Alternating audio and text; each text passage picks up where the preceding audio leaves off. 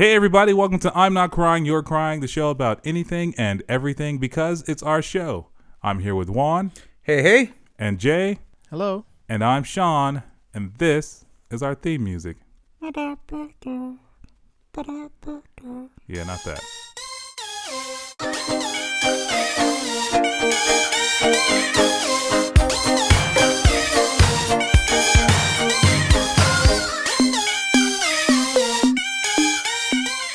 Hey everybody, welcome back to I'm Not Crying, You're Crying, episode 7 from season 2.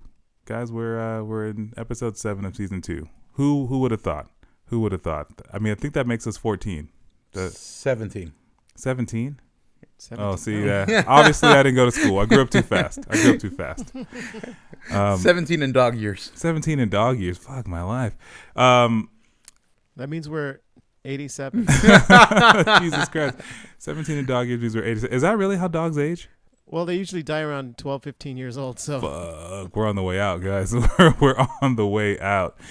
Yeah. So my week has been fairly uneventful. I got cats this week, which yeah.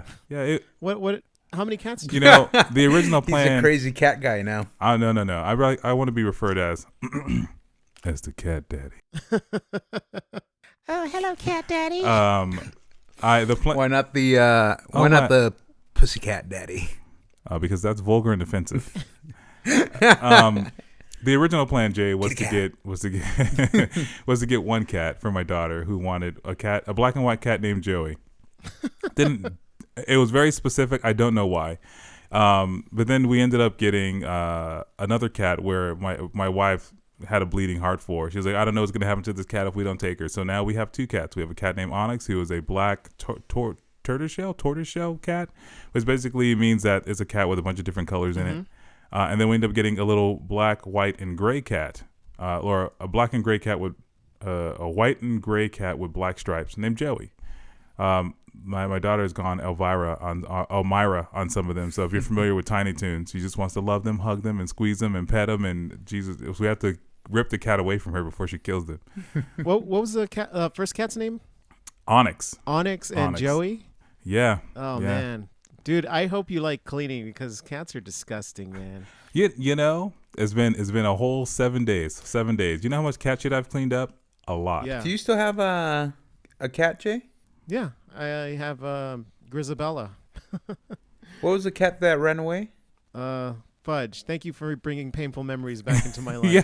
No, Juan, you're not allowed to talk anymore. No, here's the thing. You want to hear painful memories? Oh yeah, let's talk more about painful memories. Yeah, let's do this that mother right effer. When I lived with him, because there was a short time that Jayco and I were roommates, I had spent I don't know how many $100 or what so on an aerospace air mattress 5-in-1. It was like a sofa, an air mattress, and everything. This motherfucker decides to get a cat. I get a little kitty cat, a kitten, and my air mattress / sofa / lounger that was in the living room suddenly started deflating, and I go, how's air escaping? So I kept on like pumping it up with air, pumping it up every day until I realized that there were little holes on the back of the sofa, and I go, dude, Jay, I think your cat fucking made holes, punctured holes in my sofa. And he goes, oh yeah, I was kind of hoping you wouldn't notice. You were some kind of detective. Well, okay. First of all, that wasn't like a space mattress or space furniture. That was beach furniture. Whatever you got, that fucking inflatable. It was branded as aerospace. Inflatable couch mattress. That was something that you take to the beach that you wanted to showcase as like living room furniture. You know, it was very tacky. How old were you? Like you're like 18? Like, no, we were in our 20s, right, Jay? Yeah, and second of all, I didn't want this cat. They gave it. My brother gave this cat to me for my birthday. Oh yeah. So it was a kitten, and they gave it to me, and I did not want a cat. I didn't want the responsibility of having a pet, but you know, I took, and the cat was not litter trained either. The cat was a little rambunctious. Yeah, you know, Yeah, this week I've had the cats. I've learned that cats are just the right amount of engagement for me. They only want attention when they want attention, and I only want to deal with them when I want to deal with them. So it's perfect. The only thing is that they're like little kids who like will shit. Go shit and go. Well, you better clean it up, otherwise I'm not gonna shit there again. Yeah. So it's outside of that, it's been gross, great, man.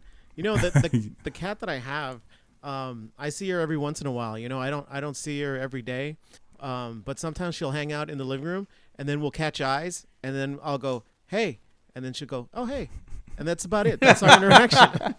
Yeah. I think my cat once left a note that said, been here for a week. It was like, hey, just leave the door unlocked, please, so I can get back in. Like, well, you use your key. I don't know where my key is. I lost it. Juan, how's your week been, man? It's been rather chaotic because much like you, I got a cat. That's right. I picked up 3 cats that day. Damn, dude. Not by choice. My house is turning into a zoo with 3 little Tasmanian devils, 3 dogs, a snake, and a cat. The only animals I claim are the snake and 1 dog. The rest are and the 3 little Tasmanian devils. And the rest of the animals are my wife's. I am not a cat person. I dislike cats. But my wife has been wanting a cat for the longest. And now we have one with an M on its forehead that we call Monster. Wait, who cleans up all the animal stuff? I do with Then the it's dogs, your- the they're all your snake. animals. I have not done the snake. I mean the snake, the cat yet. My wife has been actually very on top of the cat, but I'm the one that feeds and takes care of the dogs, the snake, cleans up after them, does all that stuff. So yes, those dogs and snake are mine, but the cat is officially my wife's and my wife's only. I feel like she loves that cat more than she loves me. That's fair.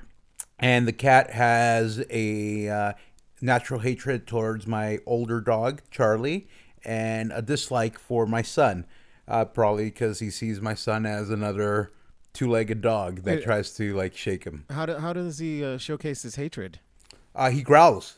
He starts growling, and if Charlie gets too close to him, he'll hiss. He hasn't hissed at my son, and he's swatted at my son, try to scratch not at my son, Charlie, to try to scratch him. It was getting hard to tell for a moment because all of your animals, with the exception of the cat, have human names. I have Charlie, Lucy, and Ricky. Yeah. And Sammy. Yeah, I would have thought that they were like real people living in your house. Like, why is this guy named Sammy just swatting at your son? Dude, he just takes in a bunch of people. Well, Monster is swatting. Monster. Yeah, the one person without a human name. Jesus Christ. Well, man. he has an M on the forehead, which my wife thought was like unique, but then you were Mr. Killjoy and decided to send pictures and videos of other cats with M's on their forehead. Wait, I it happen to be on- has an M? Like Yeah. the fur is shaped in an Yeah. M, or are these branded Yeah. with an M? Like a No, the fur is shaped with an M. It's actually pretty adorable, and the cat is actually very sweet. Sure. You just described the sweetest cat in the world, if you say so. named Monster. No, If you say so. Yeah, but aside from getting a cat, it was my wife's birthday weekend and then Valentine's Day, so it was pretty busy in the Ledesma house. That's right. It was Valentine's weekend. That's gross. Yeah. Valentine weekend. How about you, Jay? How's your week, man? It's pretty good. I was doing a lot of Zoom shows. I actually got accepted to a comedy festival in March. It's for the AMG Comedy Festival, so I'm going to do that in March. It's happening virtually. Oh, I was just gonna ask if it was gonna happen virtually or if it was gonna happen in person because March is in the future where people think things would just magically be better. No, actually there's people that are actually doing live comedy out there. They're going to like open mics and I think that they're all outdoors right now. But I've run into some comedians on Zoom and they're like, hey, are you doing the open mics? And I was like, hell no. What's AMG? I have no idea. It's an acronym they gave him to name the thing. Where is this comedy festival normally if we weren't in pandemic times? Or is this something that spawned off during the pandemic? I have no idea. It's on Earth. I got a message from on Instagram, and they were promoting their festival, and they're trying to get comics to submit. So I was like, oh, I'll just submit, see if I get in. And then I got in. That's awesome. Well, congratulations. Thanks, Good luck. dude. Hey, since you wouldn't do open mics, what about one of those drive-in shows? Would you do one of those? I don't know. I mean, first of all, I don't want to drive anywhere, like, and plus drive-in movie theaters freak me out. But those are popping up a lot now. Like I've seen on Instagram and TikTok and Facebook that a lot of people are doing comedy shows in drive-ins now, right? Yeah. Yeah. I don't know. I would probably do it, but I'd probably get freaked out a little bit from the honking and the darkness. I can't tell if they're honking because they like me or they hate me. It's all the same to me, actually. They're honking because they hate me or they honking because they like me. I don't care. It means they're listening. It means they're listening. As long as I get a reaction, whether it's good or bad, it doesn't matter to me anymore. So if people wanted to see you at the AMG festival, how can they do that? I'm sure there's a Zoom link that they're going to send me to send out to people. But right now I don't have any more information than, hey, you're in. Hey, you've been accepted to what? I don't know, man. Wizard school.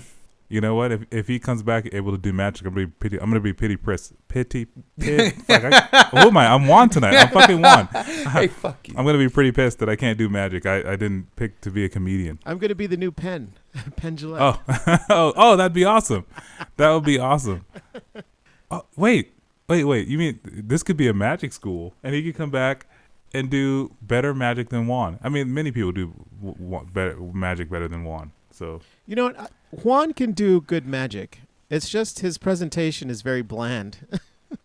oh fuck, isn't that like 90% of magic presentation? Yeah, but I mean, Juan could do magic where it's amazing, but it just comes off as, well, Yeah. So, oh, that was cool. That was my Fuck trick. you. When was the last time you saw me do a magic trick? Gosh. It was the last time we recorded the show, and you said that they had given George Lucas hot water instead of saying that he would be in hot water. That's not a magic trick, you dumb fuck. Oh, I know. It just seems so amazing that you had messed up that expression. It's a gift of yours, I think. Yes, Honestly, it's been so long that we've all hung out together in person that I don't remember. Maybe it was the last time we had a barbecue at my place and you maybe whipped out that coin trick or whatever. That's my penis. That's a very small coin. It's disgusting. Yeah. It's all my right, least man. favorite trick. Yeah. I wouldn't even call it a trick, really. You know what? That was the last time when I made that guy Jason like completely lose his shit. Remember at your house several years ago. Oh yeah. Jason Farhang.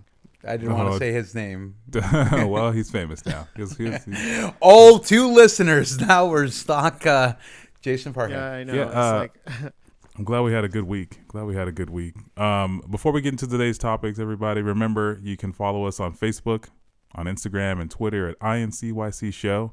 You can also email us at INCYCShow@gmail.com. And we want to hear from you. So at the end of every show notes, there's a link to let you leave a 1-minute voicemail talking about Juan and his inability to speak on Anchor.com. You can talk about him for up to a minute. It's great. Many people have used this already. 2 people. 2 people. 3 people. 3 people. Oh, that's right. Girl, Matt, and Sats. Yeah. That's right. So we actually have 3 listeners. Not I 2. know. We're growing, guys. We're growing. dude, look at us. I know. Yeah. Scrappy We're little startup. like a real podcast. Scrappy little startup, guys. Yeah. So follow us on Kickstarter. Why? Anyway, so today's topic was something I thought would be fun for us to talk about, which is our own guilty pleasures, things that you for whatever reason you think you might be judged for watching it or having this knowledge. Do either one of you guys have any guilty pleasures you'd like to admit today? Yeah, it's pretty embarrassing. Is it that you know Juan? Oh, that's probably number 2. Oh, okay. Ooh, what's number 1? You know what? I would like to say fuck you and fuck you.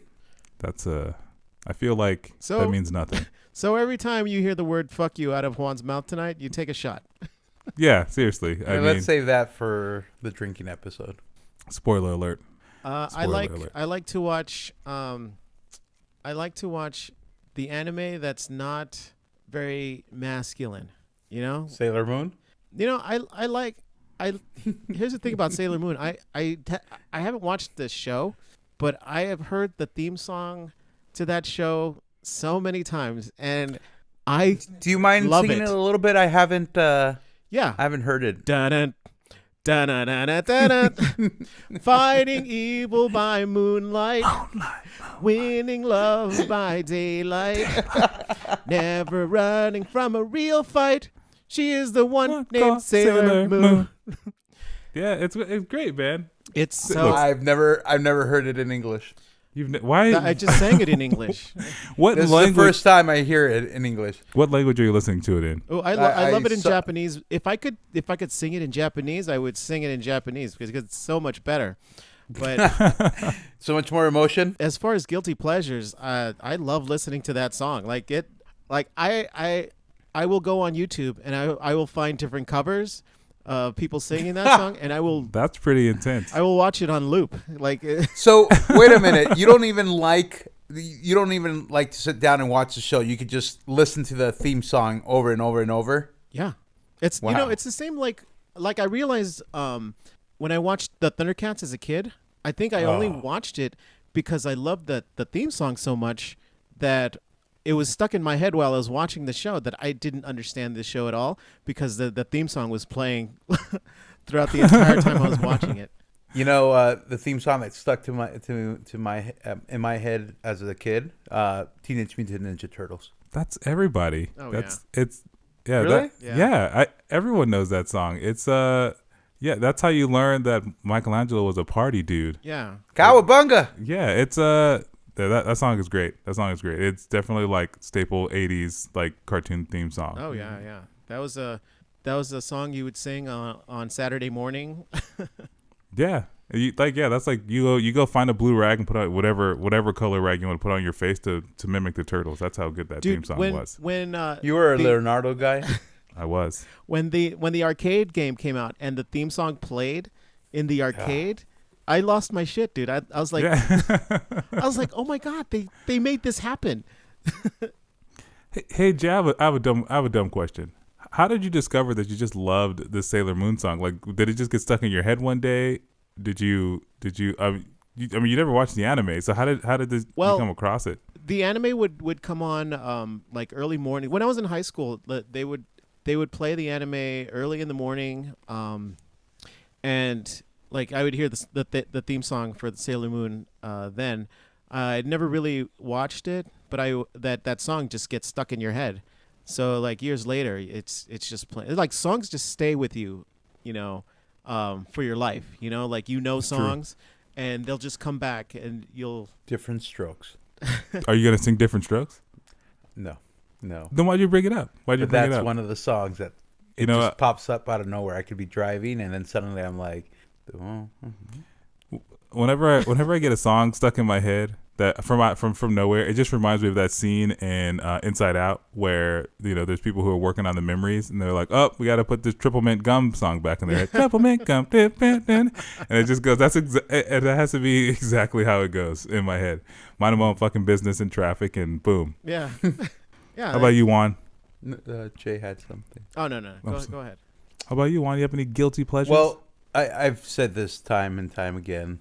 I really have no shame. So we know, all my guilty pleasures, people know it. But and we judge you. there's two that I'm not embarrassed, but I know people judged me.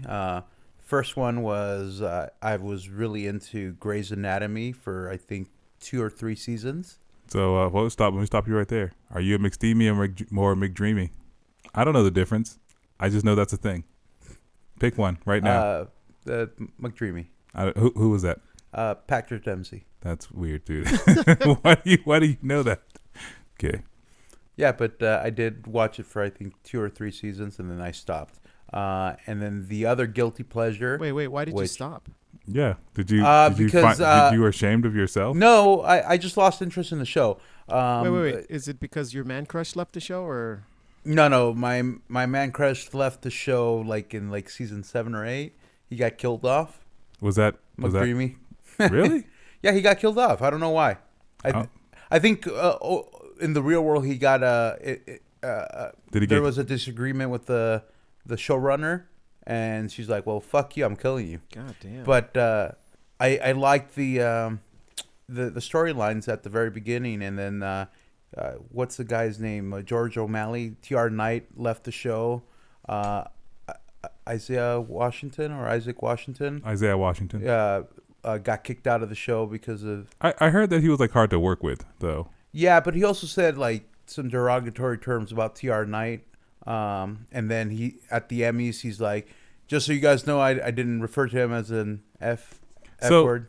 I again, if you stop watching it, what makes this a guilty pleasure? If you started it and then because people criticized me when I first watched it, but I love talking about it and everything because it was such a it wasn't like a guy's guy show, but it was like the Americanized version of a novela, which I used to love watching as a kid with my mom. I don't understand.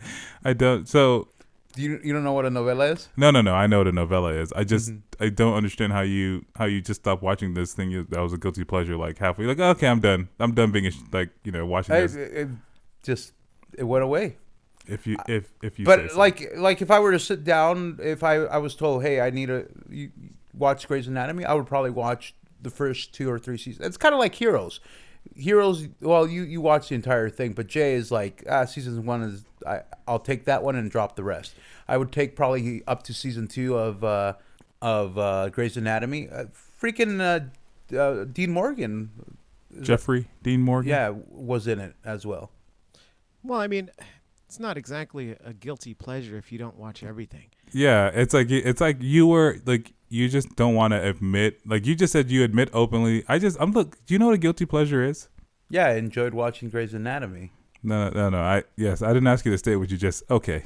I don't think Juan knows what a guilty pleasure is, but he thinks it's Grey's Anatomy. Oh, for a guilty pleasure, like I will play the NES game Kid Icarus. It's not the greatest NES game, but I love it. Like I've passed it multiple times. It's one of those things where I know how it goes. It's like not the easiest game, but I'll every once in a while, every couple of years, I'll go back and play it, and it's a guilty pleasure. I don't feel better about myself after playing the game, and I'm no different. But I enjoy like going through it one more time. I didn't know who Kid Icarus was until Smash Brothers. Yeah, I know, because they only made the Kid Icarus for Nintendo, the NES, and then they made a Game Boy game, and then for a good 20 years he was not a character at all in NES games until Smash Brothers. Interesting. Oh. You sounded so engaged and intrigued by a little tidbit of fact. I just find it interesting that you didn't know who Rob the Robot was. I did not know. Like they brought back all these random characters for Smash Brothers, and it makes me think what made them wonder or think, hey, it would be cool to bring these characters back. Well, nostalgia is very bankable right now. Yeah. You can make so much money bringing shit back. It's true. Steven Spielberg made an entire movie about nostalgia. Oh, yeah. It's called Ready Player One, and it made a lot of money. It did. It's not a great movie. It's not. And it's not. I enjoyed it. As far as guilty pleasures, that is probably a lot of people's guilty pleasure. Yeah. It's a fun movie to watch. It's a fun movie to watch, but it's not super great. Like the book was definitely fun, but again, it's the movie is definitely like, hey, let's cash in on this thing because he's like, look at all the stuff I did. Oh yeah, it's great. know the thing about Ready Player One, all the nostalgia stuff. Doesn't just happen with the CGI stuff, because all the video game stuff you can point out as pop culture references, but the live action stuff, that is Steven Spielberg nostalgic filmmaking. Like it feels like an old Steven Spielberg action film. which is great. And I wish Ready Player One was more of that. Yeah, it was. I mean, it was fun. It's like they couldn't figure out like how much. I don't know. It's almost like they overdid it, but it was still like it was fun to watch. I could watch it again. I mean, I can't remember how it ended. What do you mean you can't? You just okay? No, I can't remember. Like, it's been a while since I watched it. But like Ready Player 2 came out. Mm-hmm. Could they make the sequel or? Oh yeah. I mean, you have to remember that Ready Player 2 basically picks up immediately after the first movie, and then like does a bunch of time skipping. So they didn't close out the first movie in a way that they couldn't have a sequel. Because I know the movie was slightly different than the there's some strands that were lost. So that's why I was like wondering right now, because I couldn't remember if the movie ended in a way that they could pick up for Ready Player 2. Yeah, they could. Do you think Steven Spielberg will direct Ready Player 2 if they decide to greenlight it? Did he direct Ready Player 1 or did he was he the executive producer only? No, he directed the live action portions, which wasn't a lot. Mm-hmm. So he directed half of the movie, I guess. You think that's his guilty pleasure? He's like, I did the live action parts of this movie. I'm not necessarily proud of it, but I did it. I did it. I have a confession to make, gentlemen. Mm-hmm. I have read the Twilight books. Oh my God. Yeah. That is a very guilty pleasure. Now you should be embarrassed. I am. But here's the thing. The thing. Before you continue, did you read them or did you listen to them? I listened to them.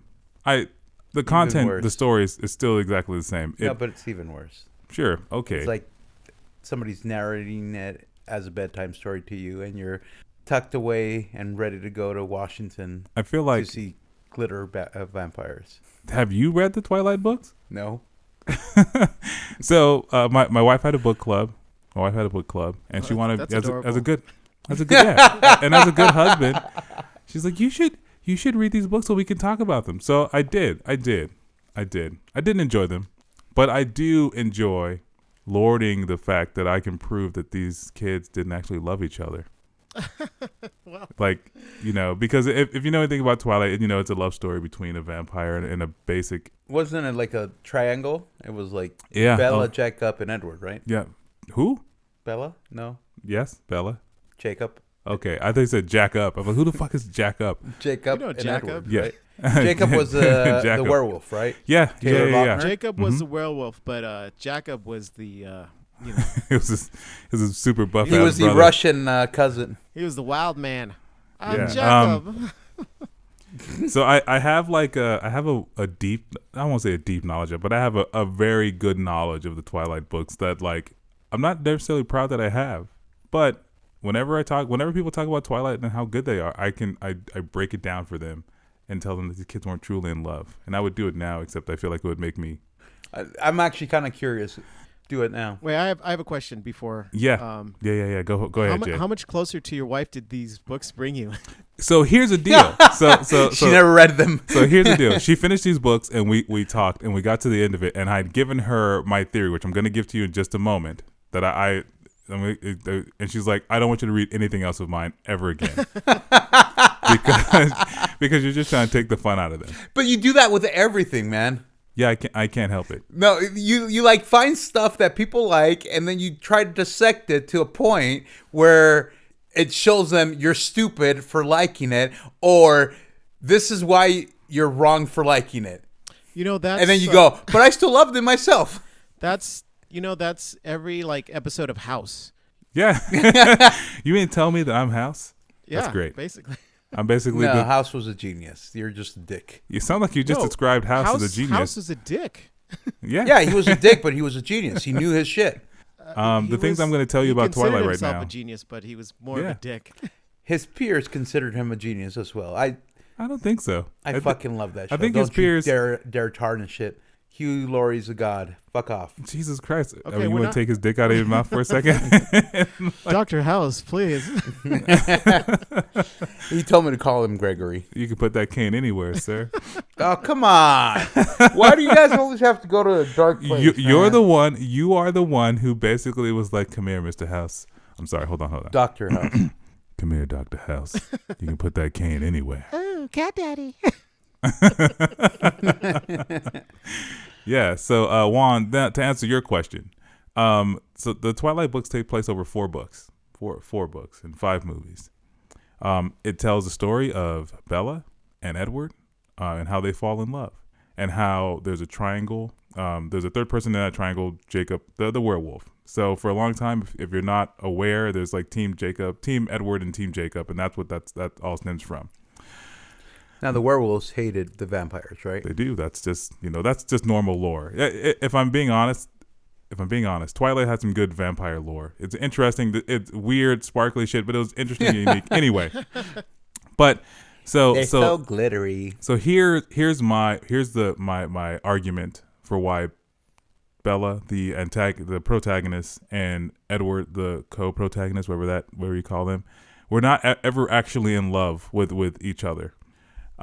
So to understand, you need to understand that Edward was rescued by his adoptive father, Carlisle, who is a doctor, and he's also a vampire who works with blood all the live on day. In the Twilight universe, young vampires have a hard time controlling themselves around blood. So if you're a newborn vampire, they don't put you around humans unless you're going to kill them, because you will kill them. You have zero control. So Edward grows up to have a hero worship of his adoptive father, who works with blood, and he wants to be able to control himself like that. So also in this universe, they have like blood types that really kind of appeal to them, right? Just like I love hot Cheetos, Juan just likes food, and Jay likes things that are also food. Edward finds a girl, Bella, who is his particular bag of hot Cheetos. He's like, yes, I need to have that shit right now. And he attaches himself to her as a test to his own fortitude to be like his hero, right? To be like his hero. Now, Bella, she falls in love with him, but really she's trapped in the guise of the vampire. The Twilight vampires are designed to lure you in so that they can kill you. So everything about them, exact words from the book, everything about them is designed to lure you in so you can die. Is that why they glitter? No. Probably. Shit. I mean. So shiny. Yeah. So, I love shiny stuff. Do you? My precious.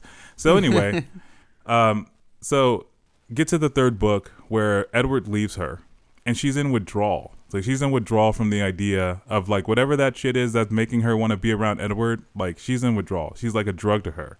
And by the time they get married and fall in love, I'm using air quotes here, she's addicted to the drug that is like, I'm going to possibly kill you at any moment now. And her brain has been wired that way to stay addicted.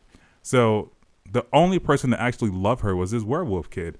He grew up with her. He knew her. He tried to befriend her. When he broke her of her addiction, so to speak, or he got her through her what do you call it when addicts try to get clean? Withdrawal symptoms. He herped her through, and they kind of like had a peaking relationship. But then he fucking showed up again, right? So she just fucking shot up vampire juice again, and now she's all fucked up. Literally, not even a second thought, gets on a motorcycle, rides away with Edward, right? So then fast forward to the last book where they go to get married, and Bella gets pregnant, and they have a baby. Oh my now, God. most people, and maybe you heard this, but most people go, hey, this fucking sicko werewolf is like imprinted on this little ass baby. Now, that's werewolf or vampire? The werewolf. Because werewolves do this imprinting thing. Wait, okay. Sorry, what's this imprinting thing? It's only important to the story the fact that imprinting in the vampire world means that, or in the werewolf world means that, like, that's your soulmate, that's your person that you're meant to be with, in any way, shape, or form. Now, because like all of the examples given in the book were like married couples, right? This like teenage vampire imprinting on a fucking 8-day-old baby is really fucking weird and creepy. Teenage werewolf. Yeah. You said vampire. That's yeah, why I got teenage werewolf. Sorry. So Taylor Lautner's character, a teenage werewolf, imprinted himself in an 8-day-old. Yeah. Oh, that is fucking sick. It's weird. I mean, that is very Anne Rice right there too. But the thing is, it wasn't explained very well. But ideally, it's like he is just. It doesn't mean it has to be sexual in nature. It just means that he's gonna be there for them. Anyway, point is, here's why nobody loves anybody in this book. Bella is addicted to whatever that drug is that Edward is pumping out to make her think she's going to die. He locks her brain that way when she becomes a vampire. Boom. There's no way she can actually love him. She's just addicted. Edward doesn't love her. He's just a conquest. He's like, I need to know that I can beat this shit. I need to know that I can have you around and not lose my shit. That's it. Just so I can be like, I can hero worship like my dad. So their relationship is built on absolutely fucking nothing other than the idea that she's supposed to die and he's just trying to be like his dad. Yeah, you should keep this a secret guilty pleasure. Yeah, I man. am embarrassed for knowing you. You should be. You should be. I'm embarrassed for knowing that. It makes my second guilty pleasure seem like nothing. Wait, what was your second guilty pleasure? Well, your first one didn't really count because Fast and the Furious Tokyo Drift. I love that. Ready, set, go. I feel like you just... You like one scene in the movie? No, I love the entire scene. DK, man, Drift King. In fact, I think that is the best one out of the entire Fast and the Furious franchise, even though there's no Vin Diesel, Paul Walker, or anybody else. But the characters that came out of that movie, like Drift. Vin Diesel comes out at the end of Tokyo Drift. Yeah, he comes out at the end of Tokyo, and Hans comes back in what, Fast and the Furious 7 or 9 or whatever. The only Fast and Furious I saw was when Vin Diesel became Superman. He caught his girlfriend Letty in midair. Yes. From flying out of a car. When I don't know how he fucking did it, but he caught her. He fucking landed, and his cape was flowing. And I think he grew hair for a moment in this scene. With the little curl in the forehead.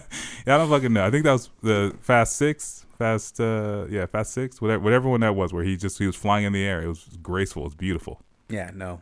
I still think Tokyo Drift is the best one. That's the thing, man. It's the thing. I love it.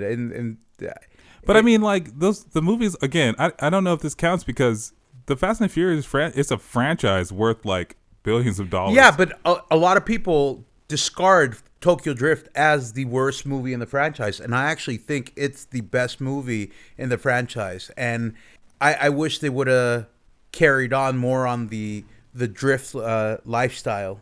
Well, I mean, the Fast and the Furious movies are like big stunt cartoon movies, you know, like Tokyo Drift. I think because it's considered the least favorite because it was before that time when the Fast and the Furious movies just became outrageous, you know? Yeah, it's they became.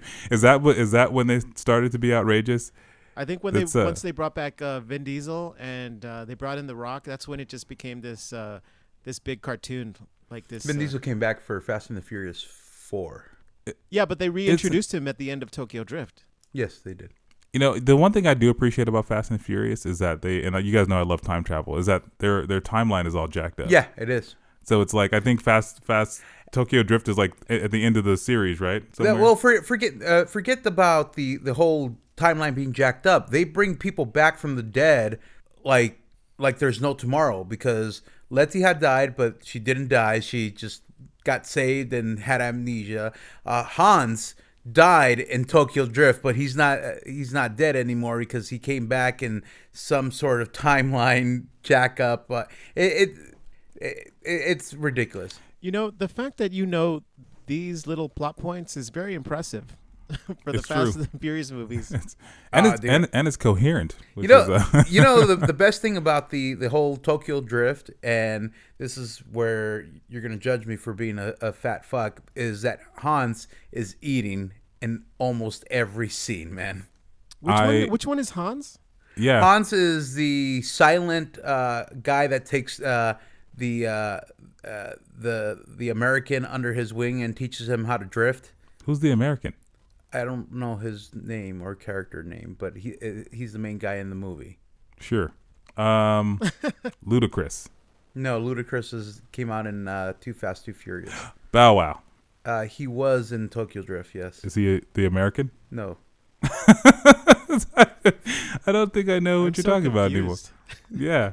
I'm more confused with the Fast and the Furious than I was with Twilight. Oh man. You know what's really confusing? I'm gonna go watch Tokyo Drift. Oh, go brush up. But you know what I find really, really confusing right now? TikTok. I love TikTok. Why? I don't, Why? What here's is the, it? What here's is the thing. I don't understand it. I think I described it to you as Vine for today's generation. But after I started losing my weight and I couldn't eat, and I can't eat a lot of the stuff I used to eat, I found food TikTok. And I mean, how many TikToks did you get from me about different types of food, like the Cheeto burrito or the giant burritos and stuff like that? And I freaking loved it. Yeah, you send me every video that has a hot Cheeto in it, and I'm not mad. I'm not mad. No, but with TikTok, I went down a rabbit hole, and the thing is, I didn't care for it. I had downloaded the app when it first came out, and I didn't understand it, so I deleted it. I removed it from my phone. But then my wife got into TikTok, and we would lay in bed, and she would be scrolling through TikToks, and there was a person that she followed, Hammy and Olivia, which are two cute little corgis, and I started like taking away her phone and watching all the videos of them, and she finally got upset, and she's like, "Why don't you just download the app?" So I downloaded it. And I started following Hammy and Olivia, and then I started going down the rabbit hole of different types of foods and different videos. Yeah, but why is it a thing? I don't understand. You said you described it as Vine, but for the current generation. But like Vine was 6 seconds, and some of them were actually pretty clever. I don't think I find any TikToks to be very clever. Yeah, TikTok is it's annoying to me. I feel like it's just kind of like a virtual vomit. You know, like people are just. People like it's for crazy people that want to dance or like whatever else they're doing on TikTok. I don't know. They I don't know what it's called, but they sing without them singing. They're lip singing. Lip syncing, yeah. Okay. Lip All right. singing. Lip syncing. Whatever. Yes. They do that a lot. And they do a lot of weird dances they provide updates on their life. I think it might have been College Humor where I saw a video that said, "Is it a sign language or a TikTok dance?" Which would be hilarious. Yeah, I mean, from what I understand, I should say that there's an impressive piece to TikTok, but from what I understand, they bought the app Musical.ly, which was an app where people would share they would lip sync, or they would share their own music there. So you make a 1 minute video of you singing. For whatever reason, someone thought it would be a good idea to merge this with, I don't know, their other company to make TikTok, which is now a phenomenon. Now, the impressive part I was mentioning about TikTok is that isn't I don't think TikTok itself, but it is their algorithm, the way they feed you content, and it's kind of it leads to what's called like shadow bans. What's a shadow? A shadow ban is when you are being banned, but you're not actually banned. And by that, meaning like the app itself is moving people away from your content on purpose and saying that it's not them, it's the algorithm. So the TikTok algorithm analyzes your watch patterns. So you watch a lot of food TikToks. So they will shove food TikToks down your throat till the cows come home, based on your swipe rate, how long you watch, if you watch the whole thing, if there's a particular user you watch more often, all to keep you in the app. Now this helps feed you what you want to see. So that means that if Jay got TikTok and you got TikTok, your TikTok feeds, your personal feeds look completely fucking different, which is nuts. Which is like, well, I figured they had some sort of algorithm, because some of the videos that I see, there's two, the following and then the For You page, correct? Mm-hmm. The For You page seems to be, I would say 80% shit that I actually am interested in watching. And I figured they knew that because of how quickly I swipe or how much time I actually spend watching the entire video. Because now my TikTok is full with like, did you know stories of Disney, haunted ghost stories, and food TikTok. So the thing that makes, go ahead, Jay. Oh no, it's scary. That's how they get all this personal information about you, and then they just kind of like bombard you with like interests and commercials and But But it's not just TikTok though; it's everything. Well- We discussed this in one of our past episodes. So have you guys seen the Social Dilemma? It's on Netflix. You guys seen Social that? dilemma. Yeah. What is? It's a documentary about just about this very thing, about how Facebook, Instagram, Twitter, like all of these free services basically use not you. free. Yeah, I mean you are the product that they are selling. But in the Social Dilemma, they personify or anthropomorphize it by if you watched Angel, his son Connor. Yeah. He's in this. And he is the social media guy. He is the three versions of you. He's the guy trying to get you to engage with the app. He's the guy trying to keep you engaged with the app, and he's the guy who's sympathetic to keep you off of the app, right? To go, hey, I think you've been out here a little too long. And so like, it's just crazy because like it's creating, I think, like where Twitter, where people can kind of say whatever they want, you know, and it's out there for the world to see, and creates a whole separate subculture. I think TikTok is becoming that thing where there's just a whole subculture of people who just kind of rely on TikTok for news, for what's going on in the world. And it's kind of scary to think that like a single app, which is so tailor-made for an individual, you know, so talk about like confirmation bias for any one thing, right? Like it's scary because you don't, you know, like you don't know what kind of information is feeding people, you know. But didn't you tell me that it collects your information, but not like so hey, this is Sean Cantley. This is user 13572. Yes. Yeah. And so I'll send you guys a link later. But there's a link that you can look at to look what all of the assumptions are based on your search patterns and search history. And your web surfing, like all of the assumptions that Google makes about you based on that information. You know, I saw a TikTok about a person that went to this website to look up their information. It didn't have their name, but it had like their accurate age, likes, dislikes, political affiliations, and shit like that. And they were talking about how scary accurate this shit was. Yeah, I mean, that they're just trying to hook you, you know, they're trying to hook you. And I saw that documentary, and I think it ended with like there was like a protest, and like different people were getting different information. Yes. Yeah. In fact, it was from Facebook, and Facebook was feeding people who basically who wanted to tear down one side. They were getting information that helped support that. They're, you know, and then the other side was getting information to help support their beliefs without getting any real information. So like fake news is a thing, you know what I mean? Like, and it's tailor made just for you, just to help to help incite kind of whatever thing is going on in the world. You know, so it's like, where do you get real news from anymore? Like, you know, if TikTok is tailor made to fit your experience and your biases, what stops it from like controlling, you know, subsects of the culture and the country? You know, I don't want to get too political, but let's get political then. that's the issue that I was telling my wife with our previous president, that it got to a point where I didn't realize anymore what was made up and what was true, because the people that were true loyalists to him really believed the stories that he or his side fed him, because there was their media that supported all those theories and QAnon and all that shit, and then you had the media that I subscribe to, like, debunking or going against it. So I was beginning to wonder in my own head, which one's really telling the truth. In fact, during the impeachment trial or hearings, I started going with the way that the videos that his lawyers, how they edited it. I started wondering, well, are we as bad? I mean, I think that's the problem with not just social media, but the internet.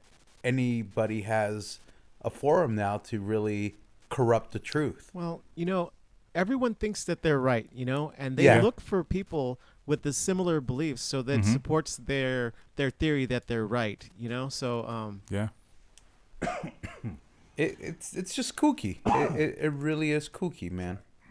Yeah. I think I mentioned a couple episodes ago, like in the tech community, if you search on YouTube, you can find an opinion that fits. You know, like I don't think that folding phones are the future, and I can find I can find millions of YouTube videos that help support that, while there's millions out there that help kind of speak to the contrary. I think for me, the thing that is TikTok the future of social media? Like, is this what we're gonna? Quite some time though. But is this what like the other ones are gonna evolve into? Because I mean, look at MySpace. Oh no, not MySpace, but Facebook. Right? Facebook has stories. Instagram has stories. Stories started in Snapchat, right? And now those things are here. So now Snapchat stories are now like over a minute, and so you can do those things on Instagram. And you used to be able to do that before, but now you have Instagram TV. Isn't Instagram and Facebook owned by the same company? Yeah, Mark Facebook. Yeah. Mark Facebook. Yeah, so it's like, what's the future of social media? Is it to just live in a world where their goal is just to keep you stuck to their connected app? to the Oasis? Yeah. Yeah, I mean, it's the Matrix. You brought up Instagram TV, but I found some shows on Snapchat because I have the guilty pleasure of sitting down and just scrolling through Snapchat on the throne. Yeah, on the throne and and TikTok, and there was I didn't realize that Snapchat did TV shows or episodes, and I got into a show that I'm waiting for season 2 to start. Oh, jeez, man. Yeah, it's I don't know. I personally, I don't understand why TikTok is a thing. I'm all for. I think I would like TikTok a lot better if it had evolved to be like Vine, where like you only had. But Vine's gone now, right? It is gone, and you know what? You know what's really sad is that I was listening to a podcast about the future of social media. It's called Genius Bar. It's by this guy who became like a famous Apple leaker. Anyway, but they're talking about Vine, and so Vine died, and then someone tried to bring it back as a new thing. But by the time they had done it, they'd already been outgunned by like every other social media platform, right? Well, because isn't that what happened with MySpace? MySpace like was the shit. Then Facebook came on, and then they revamped MySpace to like a music type of site. Or yeah. Well, also Mark Zuckerberg fucked up Tom, so yeah, yeah, he did. He was like, he's hey, like, fuck get you, the Tom. fuck out of here, Tom. He knifed the shit out of that guy. But you know what? I had a pretty kick-ass MySpace thanks to Jayco. I had like Superman logos dropping and different videos playing. I love honestly that. don't remember. Yeah, I mean, yeah, MySpace was an absolute nightmare. It was towards the end, you just had, if you open someone's Top page, 8, top 6, top 20, Yeah, top 100. It was like a virtual peachy folder.